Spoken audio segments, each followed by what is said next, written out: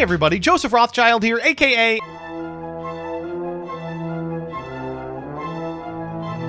And it's time for another Twitter thread. So as we all know, there are good decks like Tearlament, and there are bad decks like everything but Tearlament right now. But sometimes, decks are good or bad, not based on the quality of their cards, but on extenuating circumstances. But first...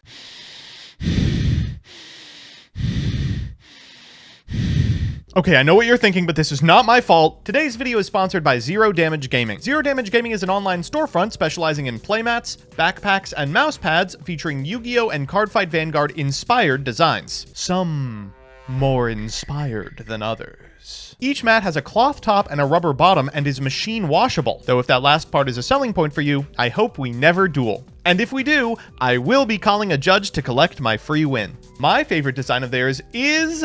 the snake mat. What is wrong with you? You can get 10% off everything on the site using the code MBT10, something I wish I would have known before I clicked purchase. Links are in the description, and if you ask me to sign the bussy mat at a YCS, I will have you ejected from the venue. Chronomaly was poised to be a metagame powerhouse in the TCG, except one of the most critical cards, Chronomaly Nebra Disc, was not imported until years after the deck would have been viable. What other decks can you think of that would have been good or bad, but for, other reasons? All right, so obviously the correct answer here is DDDs. Lazy says, notably, there was a week-ish long period where it was indeed the best deck until the Zodiacs released, but DD support was vastly delayed in the TCG until they finally decided to release it the week before Raging Tempest came out. The card, of course, that was missing was DD Lamia. This is arguable, but yes, Decode Talker Heat Soul was the cornerstone of a bunch of control decks in the OCG around 2020. We got it in 2022 when we all had better shit to be doing. So XX Saber was insanely powerful despite probably not being that good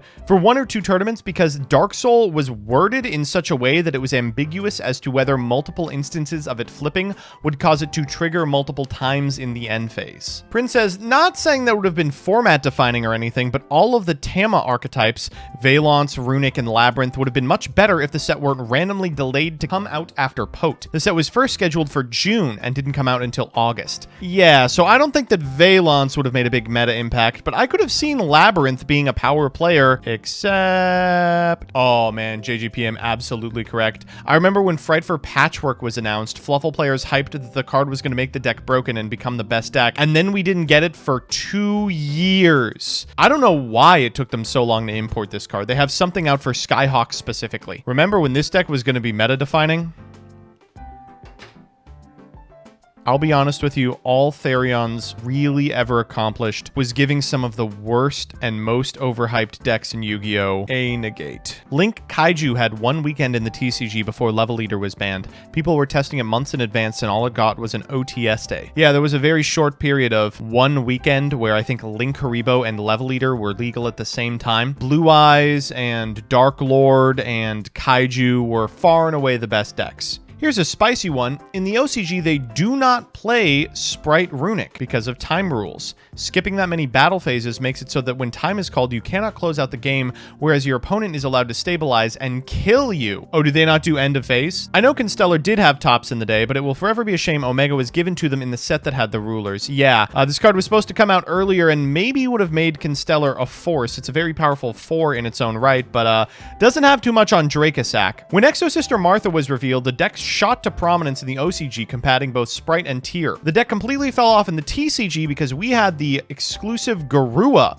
and as more players played Super Poly, Math Mech rose as the third best deck until the Tier 0 Tier format. From the release of Xiao up until the start of Tier format, Dragon Maid consistently got tops in the OCG for reasons TCG players just could not understand. The only difference between them and the TCG list was Maxi, and yet consistently, for several years, this deck remained. Yeah, I have literally no idea why this was. Adamancipator was terrible. It couldn't even win a tournament.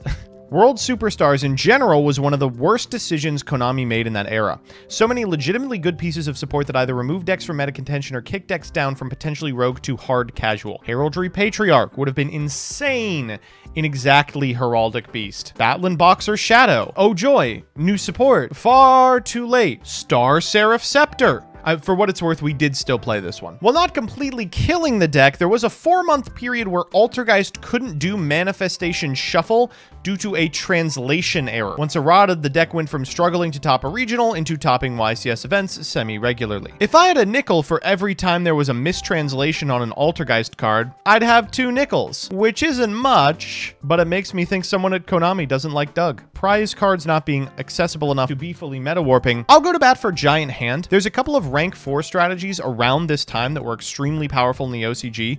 Things like Clown Blade that just weren't accessible in the TCG because we didn't have a generically good going first rank 4. Like, Giant Hand really improved the quality of a bunch of toolbox decks, but unfortunately it was a $3,000 card. Here's a Duel Links one. Grapha in Duel Links. Dark World got a lot of great support in 2018, but it wasn't until 2021 that they actually got Grapha. By that point, they couldn't compete with the likes of Blue Eyes, Harpies, Thunder Dragon, and Fire King. The latter even got tanky in the same set. Absolutely correct. I wailed for Grapha. I wanted this deck to be so good, so bad. And the stars looked like they were aligning in such a way that it would be, but a lack of payoffs and the fact that a 2700 beefy body didn't actually win you the game in that format was the death knell for this archetype. Blue Eyes Shining Dragon, it probably wouldn't have been powerful even if it was summonable, but for 4 years after the movie came out, could not even be played. Blue Eyes Ultimate had not come to the TCG. Here's a good one. 3-Axis Fire Fist was poised to do great things, but the OCG and the TCG ban list were still linked at the time when hits came out, so Brotherhood of the Fire Fist Rooster was hit prematurely.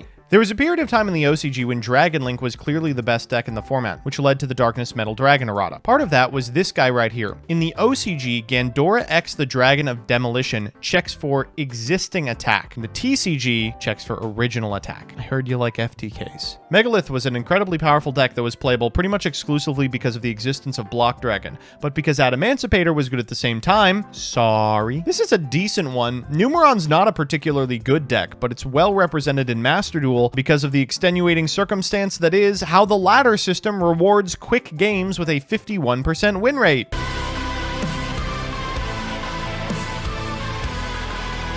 Yeah, Math Mech, a great answer for this. Incredibly powerful in a vacuum, but Laplacian sends cards to the graveyard. About a month after this deck released, people found out how to play Tier. Utopia could have been near meta if its boss monster hadn't been banned for another deck's sins. Feel bad about this one. Utopic Zexal was only really playable because of Numeron. Otherwise, it would have been a huge power player in Utopia, a deck that almost got there. In the OCG, I think this did put up some results, but here, whoops. Yeah, so in the OCG, Red Eyes Dark Dragoon was exceptionally dominant, but in the TCG, it just wasn't. It was around, of course, and it was a backup plan for a great number of decks that were also playing Verte Anaconda, but usually it was just one more piece of an end board that was already unbeatable, or something you could do when you had been hand-trapped twice that usually didn't make it out of the main phase. Every was supposed to release with the OGs? There's no way that's true. You're just lying. It was teased, but had no effect. What? It was like in the show or something? You're lying. I don't know, I'm lying. Literally lying. I appreciate everyone in the thread who went to bat for Math Mech.